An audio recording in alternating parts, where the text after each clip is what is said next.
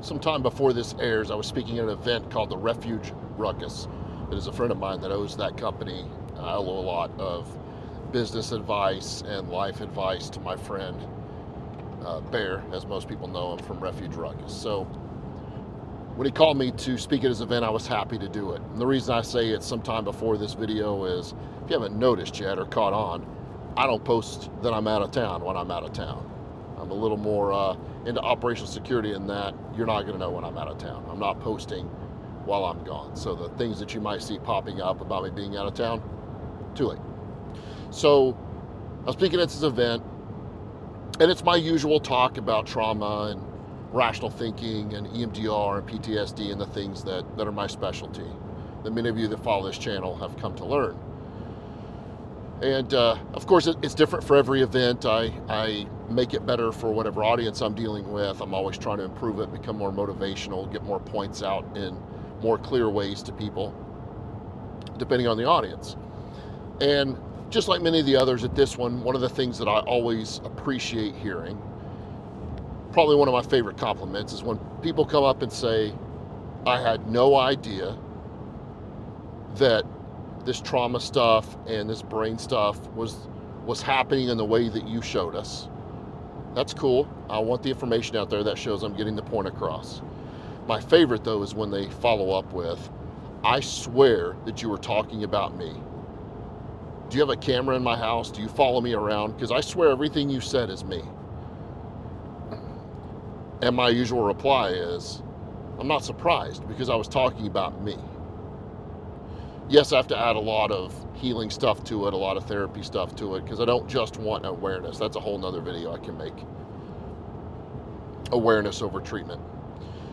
Awareness is important, but I do want to add more than just bringing to your attention what's going on with people, what's going on in your own head, what's going on in your brain, the neuroscience of it all. But really what I'm talking about is the things that I really went through and the things that I see people in my office or in my online programs going through.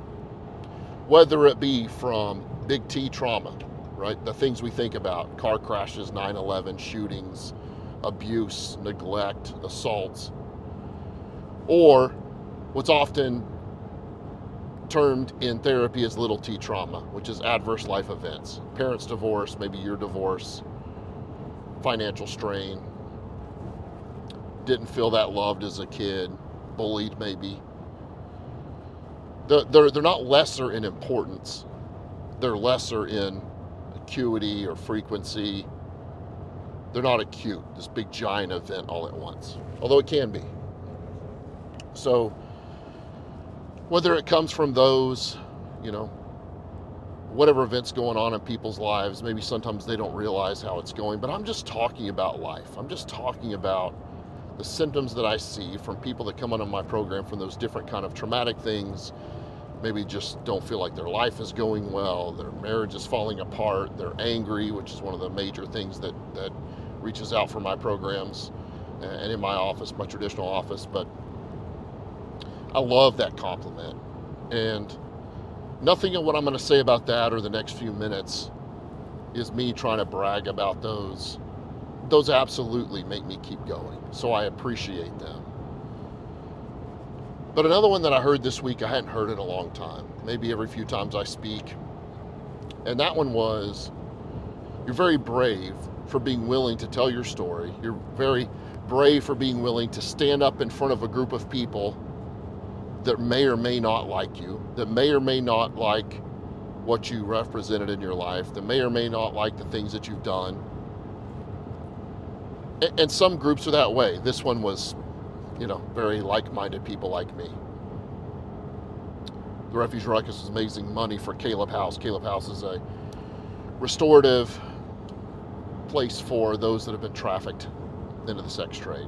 I highly recommend you check them out. Those people are doing huge things. I'm so proud of them.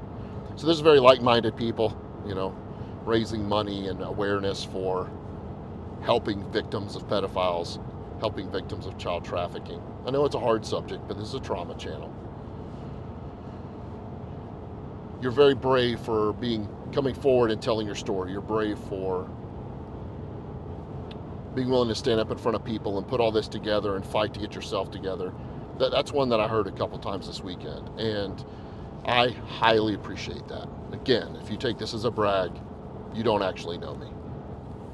I highly appreciate people saying that. I don't know that brave is the right word. Have I done brave things? I think so. I've done things that a lot of people would probably run away from and probably should. But this doesn't feel brave. This feels like something I need to do. And again, I always appreciate that compliment. I don't want to downplay it if you're the one that talked to me. But I don't feel brave for doing those things.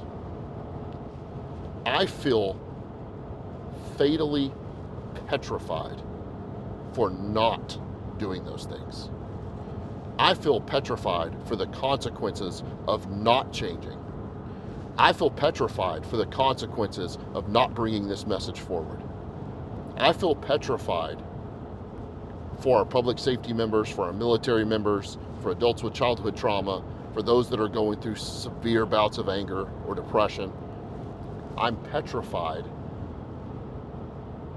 of what happens if we don't bring this message, we don't show people they can heal, and we don't show them how to heal. That drives me more than any feeling of being brave. Meeting people that message touches, I'm consistently thankful for. And I know sometimes, maybe some of you found me in the elevator, I'm just going to the floor of my hotel. Maybe some of you saw me as I was trying to rush somewhere, get some calories in me. Maybe I was on my way to an interview, a podcast interview that I did this weekend, and so I only had a second, and you could tell I only had a second, and you just said thank you for bringing that message. If that ever comes across as me just saying thanks and running on, please understand that I remember your face. I remember you thanking me. I really do.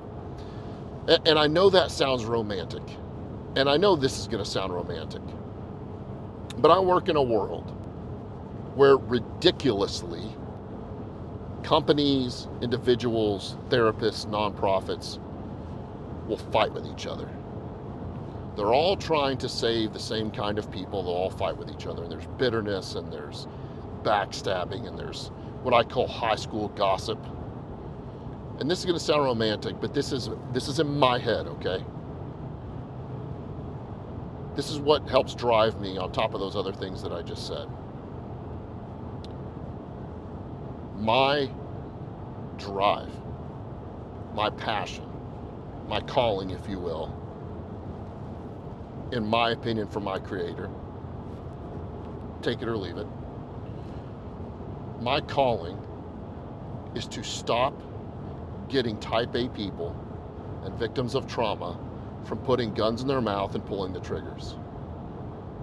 And I know that sounds romantic, but here's why I say that so harshly. I don't give a shit who that bothers. Not the comment. The people that I rub wrong along the way. And I'm not trying to yell at the camera. I'm not trying to be boisterous, be the angry Viking and tell you that I don't care and I don't have feelings. I absolutely do. But my passion is so strong because I am sick and tired of people feeling like they have to give up. Because I was there. I'm sick and tired of losing people and getting phone call after phone call that we've lost another, that we've lost an officer, we've lost a medic, we've lost a firefighter, we've lost a military member, we've lost a trauma victim, we've lost somebody that would have connected with us along the way. I appreciate those phone calls. I appreciate those texts. I appreciate those stories. Keep them coming. I need them. But I'm also tired of them happening. And because of that, I do not care who this rubs wrong.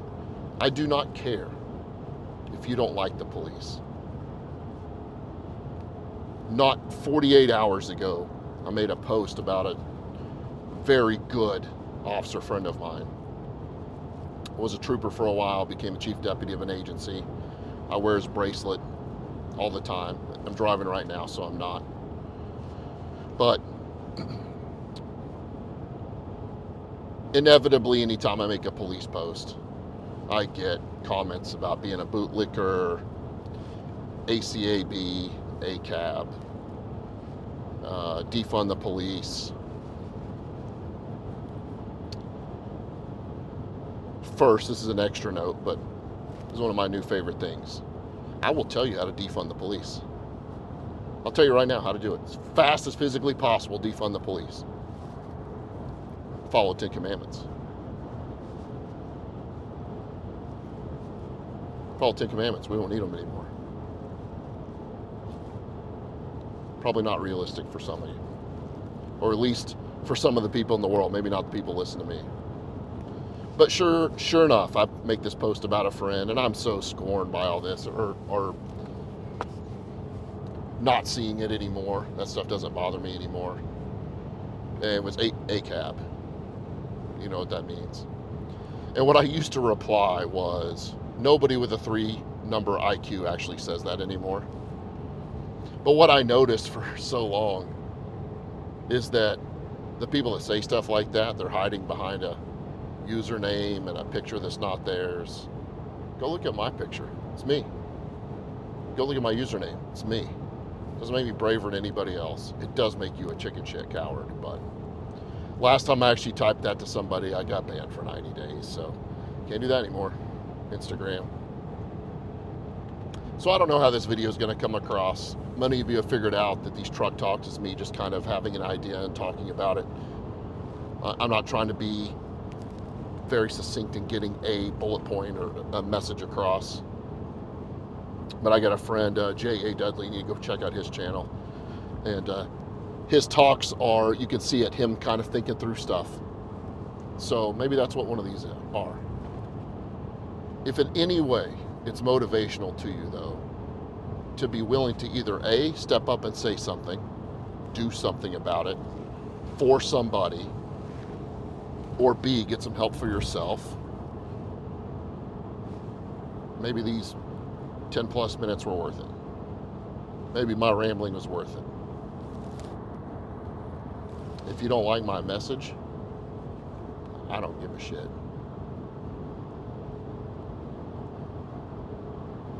I'm here to stop people from putting guns in their mouth. Sounds romantic. It's reality.